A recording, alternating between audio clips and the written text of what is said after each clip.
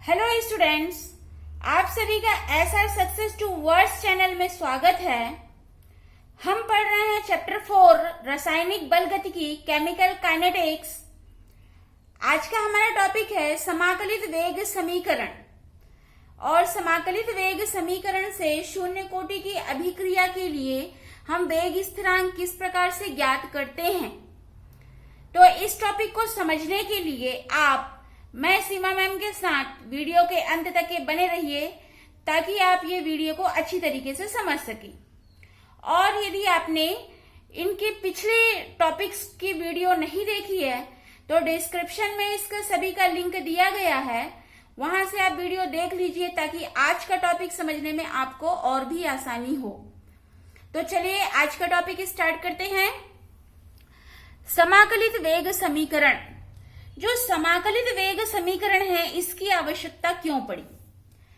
किसी भी अभिक्रिया का अवकल वेग समीकरण या वेग नियम समीकरण या दर नियम समीकरण सांद्रता पर आधारित वेग समीकरण होता है। हम किसी भी अभिक्रिया का ताक्षणिक वेग को आसानी से ज्ञात नहीं कर सकते हैं। क्यों नहीं ज्ञात कर सकते हैं? क्योंकि इसका मान सांद्रता और समय के मध्य जब वक्र खींचा जाता है तो टी बिंदु पर एक खींची रेखा स्पर्श रेखा का ढाल उसको माप करके ताक्षणिक वेग की गणना की जाती है। तो जो वेग नियम है और अभिक्रिया की कोटि है इसको भी ज्ञात करना कठिन हो जाता है। क्यों? क्योंकि हम ये जानते हैं कि जो वेग नियम है और अभिक्रिया की कोटि है ये प्रयोगों के आधार पर निकाला जाता है। तो इस कठिनाई को दूर करने के लिए वेग समीकरण को समाकलित करके वेग समीकरण के रूप में उपयोग किया जाता है। तो जो समाकलित वेग समीकरण सांद्रता और समय के मध्य में संबंध दर्शाता है। तो जो अलग अलग समय पर सांद्रता और वेग स्थिरांक में संबंध ज्ञात हो जाता है। जो अलग अलग प्रकार की कोटि की अभिक्रियाएं होती है, जैसे शून्य कोटि की अभिक्रिया, प्रथम कोटि की अभिक्रिया, तो इसके लिए समाकलित वेग समीकरण भी अलग अलग होता है। तो आज हम शून्य कोटि की अभिक्रिया के लिए समाकलित वेग समीकरण की व्युत्पत्ति कैसे करते हैं इसके बारे में पढ़ेंगे। तो चलिए स्टार्ट करते हैं। जो शून्य कोटि की अभिक्रिया, अब ये शून्य कोटि की अभिक्रिया किसे कहते हैं? यदि कोई भी अभिक्रिया की दर अभिकारक के सांद्रण पर निर्भर नहीं करती है तो उसे शून्य कोटि की अभिक्रिया कहते हैं। क्योंकि इन जो अभिक्रिया है इस अभिक्रिया में अभिक्रिया की दर पूरी अभिक्रिया होने तक के स्थिर रहती है। मतलब जो शून्य कोटि की अभिक्रिया होगी उसमें अभिक्रिया की दर जब तक पूरी अभिक्रिया संपन्न होगी तब तक वह स्थिर रहेगी। तो ये क्वेश्चन शून्य कोटि की अभिक्रिया का समाकलित वेग समीकरण क्या होता है, यह समाकलित वेग समीकरण से वेग स्थिरांक कैसे ज्ञात किया जाता है, ये क्वेश्चन एग्जाम के दृष्टिकोण से इम्पोर्टेंट है। तो हमें ये समझना आवश्यक है कि ये किस प्रकार से आप ये कंफ्यूज ना हो कि ये समाकलित वेग समीकरण से शून्य कोटि की अभिक्रिया में कहां से आ गए। अभी हमने आपको बताया कि समाकलित वेग समीकरण की आवश्यकता क्यों पड़ी और किस लिए हम शून्य कोटि की अभिक्रिया के लिए वेग स्थिरांक की गणना समाकलन करके कैसे ज्ञात करेंगे। तो इसको हम अभी आगे पढ़ेंगे, तो इसको आप अच्छे से समझिए।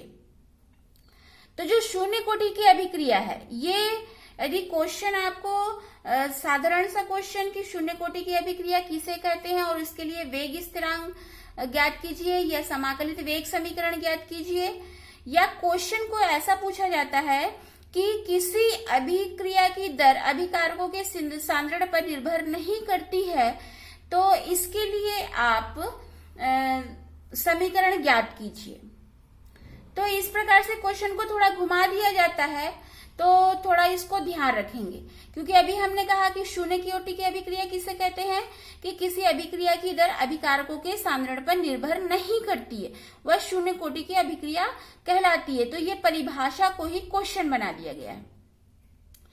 तो जो शून्य कोटि की अभिक्रिया है, शून्य कोटि की अभिक्रिया में अभिक्रिया का वेग अभिकारक की प्रारंभिक सांद्रता के शून्य घात के समानुपाती होता है।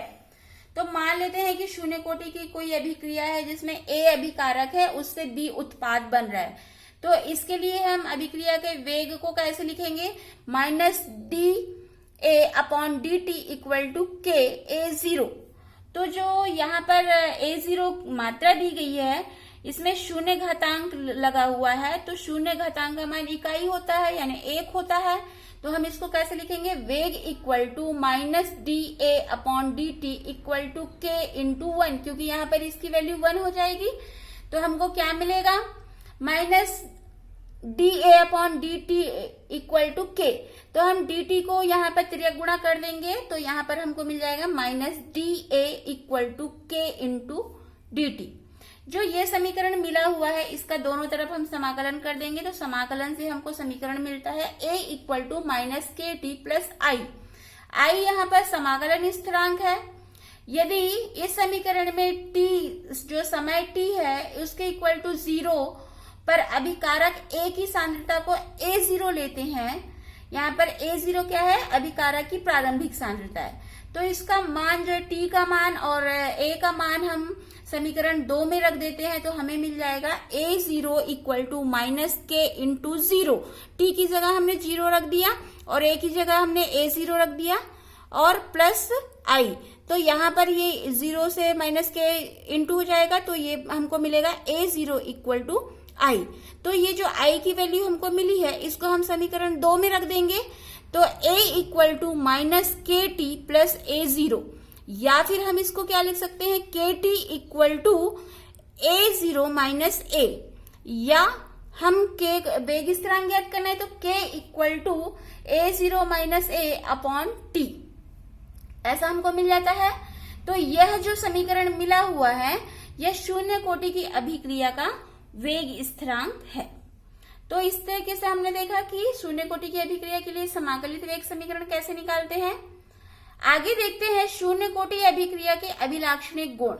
तो 3 गुण है इसके, दर स्थिरांक की इकाई, सेकंड ग्राफी निरूपण और थर्ड अर्ध आयु काल। तो हम इसको तीनों को एक एक करके देखते हैं।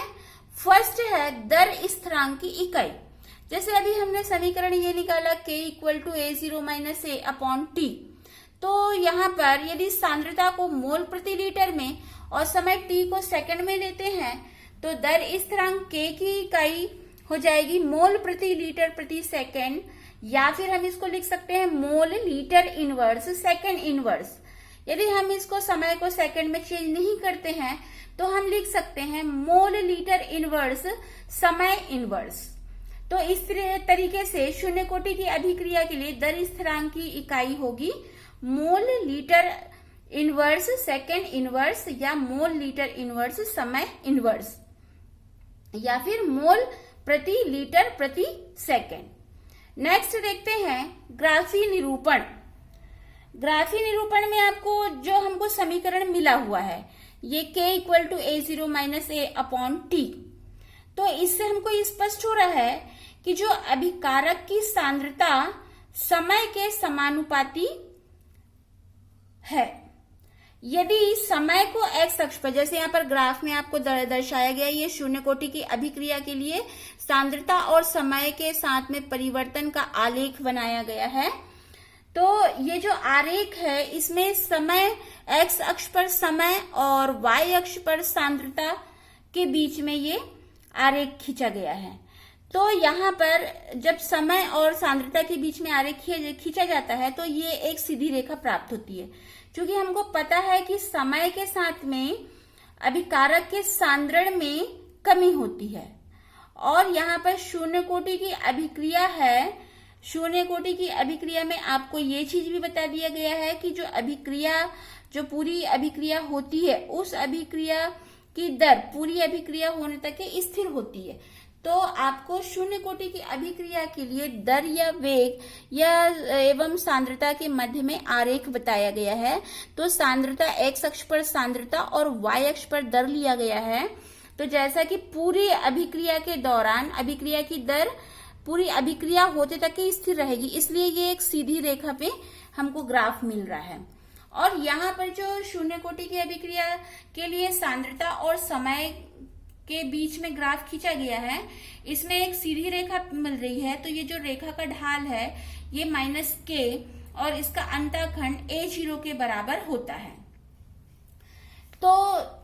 नेक्स्ट आगे देखते हैं अर्ध आयु काल। अब ये अर्ध आयु काल क्या होता है, पहले हम इसे समझ लेते हैं। कोई भी अभिक्रिया में अभिकारक की प्रारंभिक सांद्रता का आधा जितने समय में उत्पाद में परिवर्तित हो जाता है उसे अभिक्रिया की अर्ध आयु काल कहते हैं। जो मतलब कि आपने अभिकारक की जो प्रारंभिक सांद्रता ली है उस प्रारंभिक सांद्रता का आधा जितने समय में उत्पाद में परिवर्तित हो जाएगा वह उस अभिक्रिया की अर्ध आयु काल कहलाएगी। इस समय में अभिकारक की प्रारंभिक सांद्रता आधी हो जाती है। तो शून्य कोटि की अभिक्रिया के लिए भी हमने समीकरण निकाला K equal to A0 minus A upon T। तो यहाँ पर T इक्वल टू हम रखते हैं हाफ, जो समय है क्योंकि अर्ध आयु काल है तो अर्ध आयु काल को हम T हाफ से प्रदर्शित करते हैं। तो T इक्वल टू रखते हैं T हाफ और A इक्वल टू रखेंगे हाफ A0। तो इस मान को हम यहाँ समीकरण जो K equal to A0 minus A upon T है इसमें रखेंगे। तो हमको क्या मिलेगा, K equal to A0 minus A के स्थान पर हम हाफ A0 रख देंगे अपॉन T के स्थान पर T हाफ रख देंगे। तो हमको प्राप्त होता है T half equal to A0 upon 2K। ये हम इसको सॉल्व करेंगे तो हमको ये वाला समीकरण मिलेगा T half equal to A0 upon 2K। यदि A0 क्या है, प्रारंभिक सांद्रता है। तो यदि हम इसको A मोल लीटर इनवर्स लेते हैं तो हमको इस समीकरण से हम इसको और कैसे लिख सकते हैं, यहाँ पर A0 इक्वल टू हम A रख देंगे तो T half equal to A upon 2K। या हम इसको यहाँ पर K जो है एक समानुपातिक स्थिरांक है तो यहाँ पर हम T हाफ समानुपाती A लिख सकते हैं। तो ये जो समीकरण है आपको T हाफ समानुपाती A, ये क्या प्रदर्शित कर रहा है कि शून्य कोटि की अभिक्रिया की अर्ध आयु अभिकारक की प्रारंभिक सांद्रता के समानुपाती होता है। जो T हाफ है ये, चूंकि ये शून्य कोटि की अभिक्रिया के लिए अर्ध आयु काल की गणना हो रही है तो यहाँ पर T हाफ जो है शून्य कोटि की अभिक्रिया की अर्ध आयु काल है और A क्या है, अभिकारक की प्रारंभिक सांद्रता है। तो क्या बोला जा रहा है कि शून्य कोटि की अभिक्रिया की अर्ध आयु अभिकारक की प्रारंभिक सांद्रता के समानुपाती होता है। इस प्रकार यहाँ पर एक ग्राफ भी आपको बताया गया है कि शून्य कोटि की अभिक्रिया के लिए जो अर्ध आयु काल यानी T हाफ और प्रारंभिक सांद्रता यानी A0 के मध्य में आरेख खींचा गया है। तो यहाँ पर ये क्या बता रहा है कि मूल बिंदु से होकर एक सीधी रेखा प्राप्त होती है जिसकी ढाल होती है 1/2K। तो यहाँ पर आपको शून्य कोटि की अभिक्रिया के अभिलाक्षणिक गुण, दर, स्थिरांक की इकाई, ग्राफी निरूपण और अर्ध आयु काल को बताए हैं।